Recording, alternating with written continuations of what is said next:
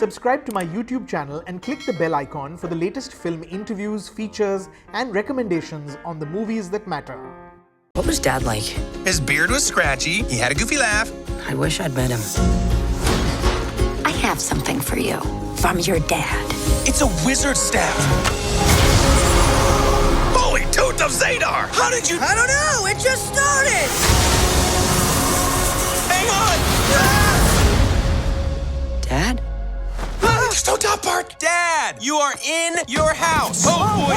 You know, in this film, you tell the story of these two elf brothers who set off on this adventure to reunite with their deceased father for this one more time. The trailer doesn't hide the fact that they perform this spell that only brings back half of their father, the bottom half. You know, on paper, it's a premise that sounds so far-fetched. And yet, having watched the film, it's everything that makes a true Pixar film. But when you're pitching an idea that's so out of the box, is there ever a fear of being laughed out of the room? Yes, and there should be. I think if you're going to do something, you should have that risk and that fear. And luckily, at Pixar, it is usually those things like half a guy's legs walking around for the movie, or a house floating up with balloons on it, or a rat cooking, that I think gets that group excited. Yeah. You know, they go, that's crazy, but I don't know what's going to happen next, and I've never seen it before, so yes, you may continue. Here's several $1 million to make this movie. You know, Onward is it's such an unobvious, not specifically direct title. How did you arrive at it?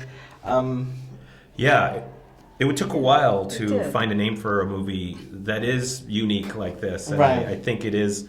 What I love about the term Onward is it makes you think of an adventure, a fantasy adventure. And also, you know, it's a movie about maturity and coming of age and moving forward. And so Onward had that feel to it. It's aspirational, you know, and it kind of sounds like a fantasy genre. Like, you know, you could tell Barley would say that word. Right. So, yeah. Right. It's a modern fantasy story with mythical beasts and, you know, like you pitch it, a place where magic has sort of gone out of magic. How do you go about building a fantasy world from scratch? Yeah, it was a real challenge, and really, really fun because we could do anything. Right. And so a lot of the time it was trying a bunch of things and actually narrowing in on what served the story best, right? Right. So because the world is so wide open in fantasy, and that it could be anything you want, you could have as many creatures as you want. We wanted to make sure that it was recognizable as fantasy, and that we could use kind of some of the more upfront fantasy tropes that would kind of keep you within that fantasy world, but then do some twists on them. Right. So, but I think it was a lot of trial and error and figuring out how to keep that balance between modern and fantasy, and making sure that we had a little bit of each in all of the scenes, so that it was specific. You know, when you give Imagineers this sort of free slate, this free room to, do you have to sort of rein them in as well? You know, it just does. You know, it's an empty canvas, really. Not right away. I mean, you want to let people go nuts and try everything because you never know.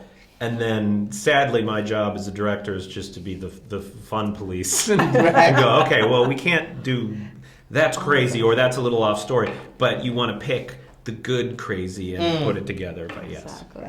You know, without giving anything away, I want to say that the ending is just so beautiful and emotional and unpredictable. Given the efforts that these two brothers take to resurrect the father, it's a sacrifice, and yet it feels so correct. Was this always the ending that you had in mind? Did it evolve as the film came along? it's the only thing that didn't evolve. Right. It was the ending we had from the beginning. Yeah. Everything else changed in order to earn it, and I think we were lucky to have that early on. That's always, I think, a good place to be as a storyteller, to know where you're headed. Right. Yeah. And then everything changed getting there. But yes. You made Monsters University before this. When you're working within a universe that's already exists, when you're working with characters that are sort of handed down to you versus creating an entirely new universe, what is the challenge and the opportunity, the difference between the two?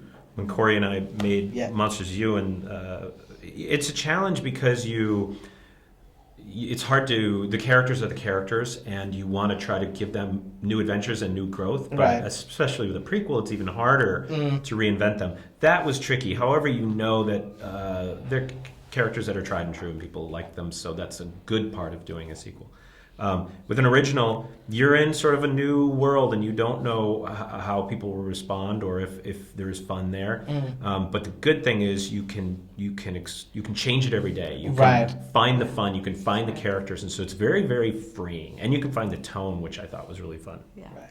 And what do you think it is about a story, an intrinsically fantasy story that will really hopefully touch a chord in the way that Pixar films do across the world? You know, they're such universal stories. What do you think it is that sort of indescribable quality of a true Pixar film that sort of ticks boxes, touches a chord everywhere?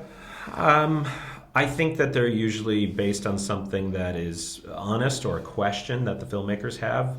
I think that's hopefully why audiences say, I have that question too, or fear, to be honest. And then that translated into a fun journey to find the answer to that question. And something that is unique, and as I mentioned earlier with the pants walking around, something that is surprising and a little off and a little weird, Right. I think is what tends to make Pixar movies that I like. Great. As a Pixar veteran, do you agree? Wait.